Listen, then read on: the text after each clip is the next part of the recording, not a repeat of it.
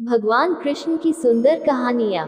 जय श्री कृष्ण दोस्तों, आज हम आपके लिए लाए हैं भगवान कृष्णा की सुंदर कहानियाँ। इन कहानियों में आपको भगवान कृष्ण की महानता और अपने भक्तों के प्रति उनके प्रेम भाव के दर्शन होंगे।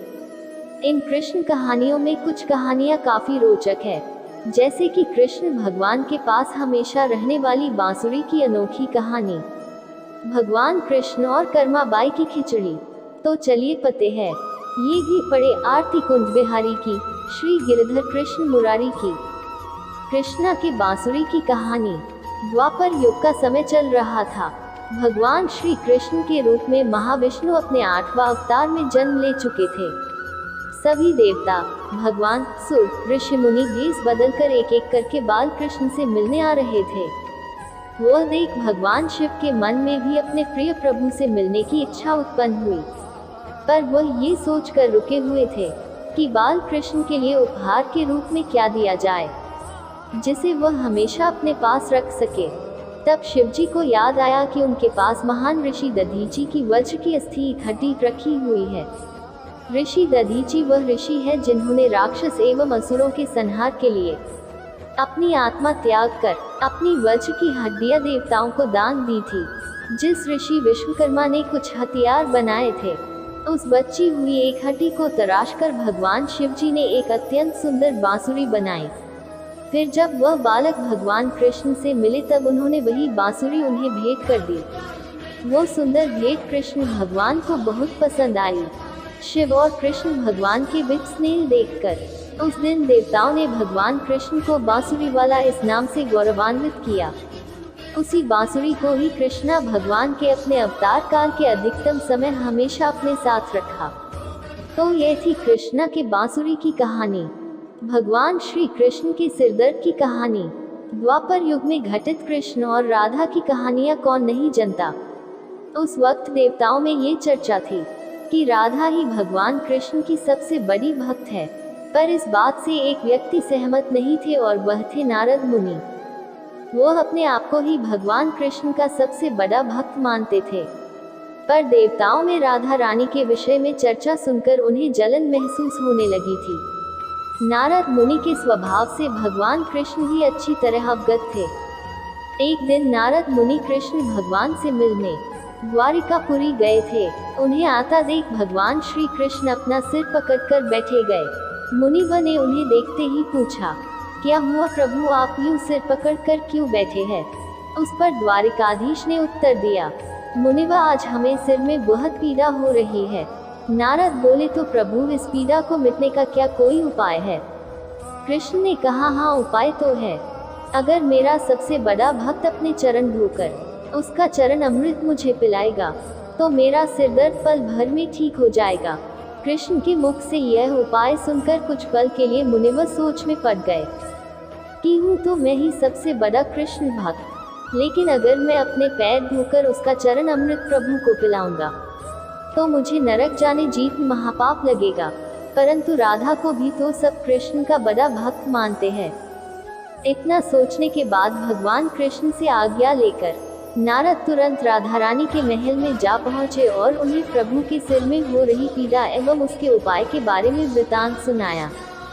वह सुनकर राधा रानी ने एक क्षण का भी विलंब न करते हुए अपने चरण धोकर उसका अमृत एक कटोरी में नारद मुनि के हाथ में लाकर दिया और कहा, मुनिवर, मैं नहीं जानती कि मैं भगवान कृष्ण की कितनी बड़ी भक्त हूँ, पर मैं अपने ईश्वर आराध्य को पीड़ा में नहीं देख सकती।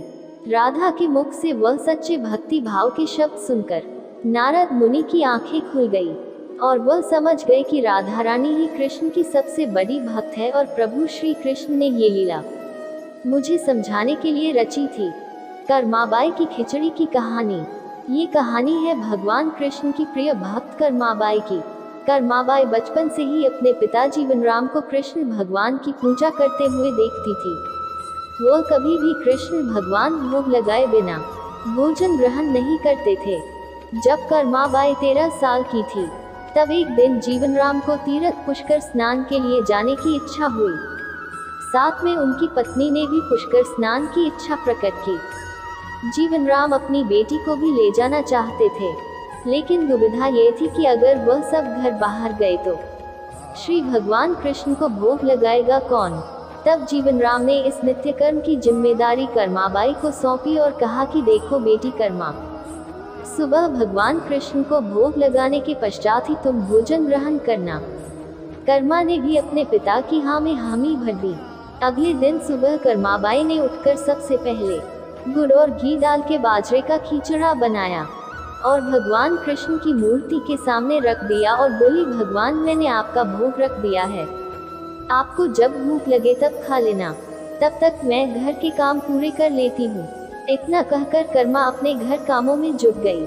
काम करते करते बीच बीच में आकार देखने पर जब कर्मा को ज्ञात हुआ कि भगवान ने अभी तक खिचड़ा नहीं खाया है, तब उसे संदेह हुआ कि शायद खिचड़ी में घी और गुड़ कम है, इसलिए भगवान कृष्ण भोजन ग्रहण नहीं कर रहे हैं। तभी कर्माबाई ने खिचड़ा में थोड़ा गुड़ और घी मिलाया और मूर्ति के सामने बैठ गई। वह बोली, भगवान मेरे पिताजी जब खिलाते हैं तब तो आप खा लेते हो, तो अब क्यों नहीं खा रहे? और अभी तो पिताजी बाहर गए हैं, उन्हें आने में बहुत दिन लगेंगे, तब तक आपको भोग लगाने की जिम्मेदारी मुझे दी गई है, इसलिए जब तक आप भोजन नहीं खाएंगे मैं भी कुछ नहीं खाऊंगी। इस तरह जिद पर अटी नन्ही कर्मा की प्यारी बातों से कृष्ण भगवान का सिंहासन डोल गया और फिर मूर्ति में से आवाज आई, बेटी कर्मा तुमने पर्दा तो किया ही नहीं, तो मैं भोजन कैसे ग्रहण करूं? तब कर्माबाई ने मूर्ति के आगे अपनी चुनरी का पर्दा किया और कुछ ही समय में कृष्ण मूर्ति के सामने रखी खिचड़ी की थाली खाली हो गई। अब कर्मा रोज सुबह सबसे पहले कृष्णा को बाजरे का खिचड़ा खिलाती और बाद में खुद भोजन ग्रहण करती। कुछ दिनों बाद घर लौटने पर कर्मा के माँ बाप भी कृष्ण की लीला देखकर दंग रह गए। इस तरह कर्माबाई ईश्वर कृष्ण की निसीम भक्त बन गई। अपने जीवन के अंतिम दिनों में कर्माबाई भगवान जगन्नाथ की नगरी जगन्नाथपुरी में एक कुटिया में बस गई थी। वहां पर एक दिन कर्माबाई की कुटिया के सामने एक तेजस्वी कांति वाला बालक आया और उसने कर्माबाई से कहा, मुझे भूख लगी है माँ, खाना दो। उस वक्त भी कर्मा अपने भगवान कान्हा को खिचड़ा का भोग लगा रही थी। कर्मा ने उस बालक को भी खिचड़ा खिलाया। उसके बाद से वही बालक हर रोज कर्मा के हाथ का खिचड़ा खाने आता था। ये सिलसिला कई वर्षों तक चलता रहा। वह बालक कोई और नहीं स्वयं जगन्नाथ भगवान थे, क्योंकि जिस दिन कर्माबाई देहांत हो गया उस दिन जगन्नाथ भगवान की मूर्ति की आंखों से आंसू बह रहे थे और उसी रात मंदिर के पुजारी के स्वप्न में जगन्नाथ भगवान आए और अपने दुखी होने का करना बताया कि उनकी परम प्रिय भक्त कर्माबाई गोलोक सिधार गई है। मैं रोज सुबह उसके हाथ की खिचड़ी खाता था, अब मुझे खिचड़ी कौन खिलाएगा? अगले दिन से मंदिर के पुजारियों ने निर्णय लिया, भगवान को रोज बाजरे के खिचड़ा को भोग लगेगा और उस भोग का नाम दिया गया कर्माबाई की खिचड़ी। चावल के एक दाने की कहानी। द्वापर युग में पांडव वनवासी का जीवन जी रहे थे और महाकपटी दुर्योधन हस्तिनापुर में एक राजविलासी जीवन जी रहा था। एक दिन महर्षि दुर्वासा अपने शिष्यों के साथ हस्तिनापुर अतिथि बनकर पधारे थे। दुर्योधन ने काफी अच्छे तरह से उनका आतिथेय किया। इसी पवित्र कार्य के बीच दुर्योधन ने अपने मामा शकुनी के साथ मिलकर पांडवों को परास्त करने की एक नई योजना बनाई। जब महर्षि दुर्वासा ने कहा कि हम अब भोजन करेंगे, तब दुर्योधन बोला कि ऋषियों को भोजन करना तो एक महापुण्य का कार्य है, लेकिन महर्षि दुर्वासा मैं आपसे अनुरोध करता हूँ कि इस महापुण्य को प्राप्त करने का अवसर मैं अपने बड़े भ्राता युधिष्ठिर को देना चाहूँगा। इतना कहकर दुर्योधन ने महर्षि दुर्वासा और उनके शिष्यों को नजदीक के वन में बसे युधिष्ठिर की कुटिया में भोजन करने के लिए भेज दिया, क्योंकि वह जानता था कि दोपहर के उस समय पांडव द्रौपदी सहित खाना खा चुके होंगे और कुटिया में अन्न शेष नहीं होगा। कुछ ही समय में महर्षि दुर्वासा अपने शिष्यों के साथ पांडवों की कुटिया के सामने थे। वहां युधिष्ठिर ने उनका बड़े आदर के साथ स्वागत किया।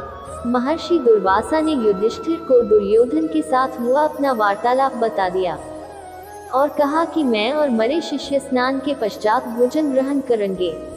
इतना कहकर वह सभी ऋषिगण स्नान करने के लिए नदी पर की गए। धर्मराज युधिष्ठिर ने यह बात तुरंत जाकर द्रौपदी को बताई। द्रौपदी ने कहा, इस वक्त तो हमारे पास कुछ भी भोजन शेष नहीं है। द्रौपदी का दिल ये सोचकर घबराने लगा। अगर ऋषियों को भोजन नहीं कराया तो उन्हें महर्षि दुर्वासा के क्रोध और शाप का पात्र बनाना पड़ेगा। उस कठिन घड़ी में द्रौपदी अपने मित्र सखा कृष्ण को याद करने लगी। उसी वक्त लीलाधर कृष्ण ने द्रौपदी की कुटिया के अंदर प्रवेश किया। उन्हें देखते ही द्रौपदी उनके पास दौड़ती हुई गई और उन्हें अभिवादन करके अपनी समस्या बताने लगी। कृष्ण ने कहा, द्रौपदी, तुम्हारी समस्या को कुछ समय के लिए भूल जाओ और सबसे पहले मुझे कुछ खाने को दो, मुझे बड़ी जोरों की भूख लगी है। तब द्रौपदी ने अक्षय पात्र लाकर कृष्ण के हाथ में दिया, साथ ही अपनी समस्या भी बताई। महर्षि दुर्वासा और उनके शिष्य कुछ देर में भोजन करने के लिए आने वाले हैं, लेकिन घर में तो जरा सा भी भोजन शेष नहीं है। द्रौपदी की बात सुनकर कृष्ण मुस्कुराए और पात्र में देखने लगे। उस पात्र में चावल का सिर्फ एक दाना बचा था। वो देखकर भगवान कृष्ण बोले, ये क्या, इसमें तो बहुत खाना बचा है। और वह चावल का वह बचा हुआ दाना उन्होंने खा लिया। इधर कृष्ण के चावल का वह दाना खाते ही उधर स्नान करके नदी से बाहर निकले महर्षि दुर्वासा और उनके शिष्यों का पेट भर गया और उन्हें डकारें आने लगी। और वह युधिष्ठिर की कुटिया के ओर जाने के बजाय अपनी यात्रा के लिए प्रस्थान कर गए। इस तरह चावल के एक दाने से ही कृष्ण भगवान ने ऋषियों को पेट भरकर उनके क्रोध और शाप से पांडवों की रक्षा की। भगवान श्री कृष्ण और कुम्हार की कहानी। ये कहानी भगवान कृष्ण के बाल्यकाल की है। बचपन में कृष्ण बड़े ही शरारती थे। आए दिन कृष्ण भगवान के नए नए उलाहने रोज यशोदा मैया के पास आते रहते थे। इन्हीं उलाहनों से तंग आकर एक दिन यशोदा मैया छड़ी लेकर कृष्ण भगवान के पीछे दौड़ी थी और मैया से भगाते भगाते गोविंदा एक कुम्हार के घर घुस गए। उस वक्त कुम्हार अपने काम में व्यस्त था, पर जब कुम्हार की दृष्टि भगवान पर पड़ी तब वह बड़ा ही प्रसन्न हो उठा। कृष्ण बोले, कुम्हार जी, मेरी मैया बहुत क्रोधित है और छड़ी लेकर मुझे ढूंढ रही है। कुछ समय के लिए मुझे कहीं छुपा लीजिए। कुम्हार भगवान श्री कृष्ण के अवतार स्वरूप से ज्ञात था। उसने तुरंत कृष्ण जी को एक बड़े से मिट्टी के घड़े के नीचे छुपा दिया। कुछ समय पश्चात जब यशोदा मैया ने वहां आकर पूछा, क्यों रे कुम्हार, क्या तूने मेरे कान्हा को देखा है? तो कुम्हार ने जवाब दिया, नहीं मैया, मैंने नहीं देखा। कुम्हार और यशोदा मैया के बीच हो रहा संवाद भगवान श्री कृष्ण गौर से सुन रहे थे।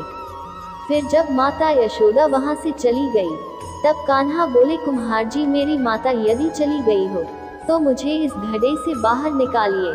कुम्हार बोला, ऐसे नहीं भगवान, पहले आपको मुझे वचन देना होगा कि आप मुझे 84 लाख यानियों के बंधन से मुक्त कर देंगे। कुम्हार की बात सुनकर कान्हा जी मुस्कुराए और बोले, ठीक कुम्हार, मैं वचन देता हूँ कि मैं तुम्हें 84 लाख यानियों के बंधन से मुक्ति दे दूंगा। अब तो मुझे बाहर निकालो।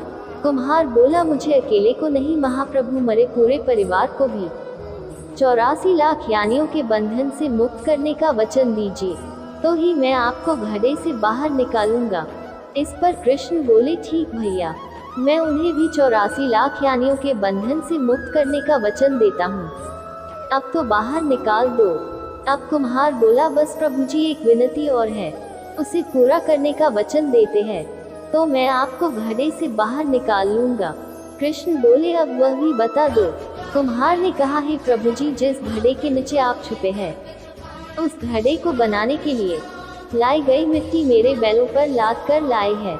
आप मेरे उन बैलों को भी 84 लाख यानियों के बंधन से मुक्त करने का वचन दीजिए। कृष्ण भगवान ने कुम्हार का प्राणी प्रेम देखकर उन बैलों को भी मोक्ष देने का वचन दिया। कान्हा बोले, लो, तुम्हारी सभी इच्छाएं पूरी हो गई है, अब तो इस घड़े से मुझे बाहर निकल लो। इस बार कुम्हार बोला, अभी नहीं भगवान, बस एक अंतिम इच्छा शेष रह गई है और वह ये है कि जो भी जीव हम दोनों के बीच हुए इस संवाद को सुनेगा उसे भी आप इस जन्म और मृत्यु के चक्र से मुक्त कर देंगे। बस यह वचन भी दे दीजिए, तभी मैं आपको इस घड़े से बाहर निकालूंगा।